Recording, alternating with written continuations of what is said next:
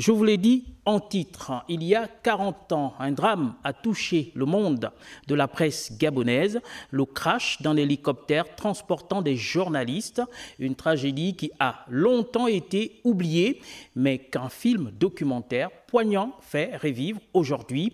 Un film pour se souvenir de ces hommes et de ces femmes et pour rendre hommage au courage des villageois qui leur ont porté secours.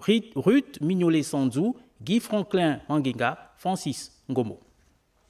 Le devoir de mémoire était au cœur d'un événement poignant ce jour à Libreville. Une avant-première solennelle pour un film documentaire exceptionnel. Makongogno, un crash oublié.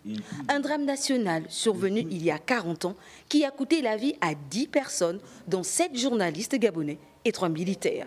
Makongogno, un patrimoine, une mémoire, mais aussi un carrefour médiatique désormais libéré, accessible grâce à un génie, le génie d'un collaborateur de Gabon Télévision, davantage épanoui par l'esprit libérateur du 30 août 2023.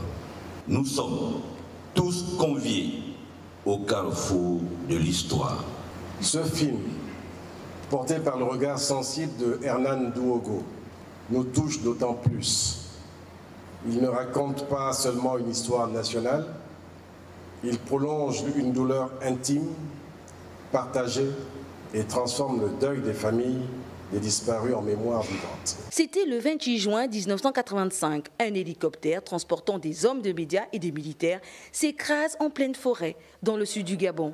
Sur les 15 occupants, seuls 5 survivants. Ils devront leur saluer à leur courage et ceux des villageois de Makongogno qui leur ont secouru et pris en charge, loin de tout. Mais il a fallu 40 ans pour qu'enfin l'histoire soit rendue à ses victimes. C'est le réalisateur The Magic Elkana qui a porté à l'écran ce pont de la mémoire nationale. Il transporte 15 personnes, dont 3 membres de l'équipage. Pierre Douogo n'est que légèrement blessé.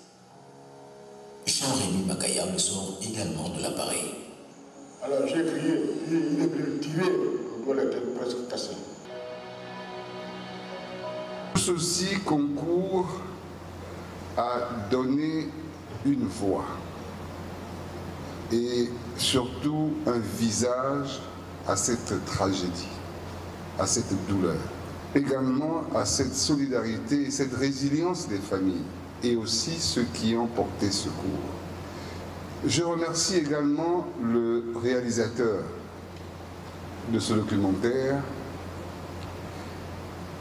qui a su transformer un drame en un récit de transmission et d'espérance. Et je voudrais qu'on l'acclame, mesdames et messieurs.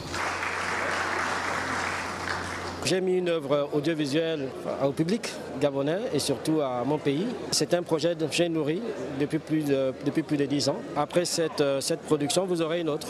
Et vous aurez encore d'autres productions comme ça parce qu'aujourd'hui, je me suis spécialisé dans la réalisation des films documentaires de mon pays. Donc il y a des récits à raconter.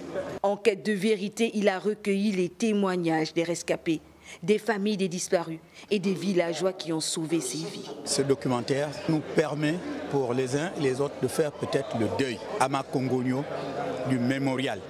Parce que nous attendions ça. Nous attendions à ce qu'il y ait ne fût-ce qu'une stèle pour évoquer la mémoire de ceux qui sont partis.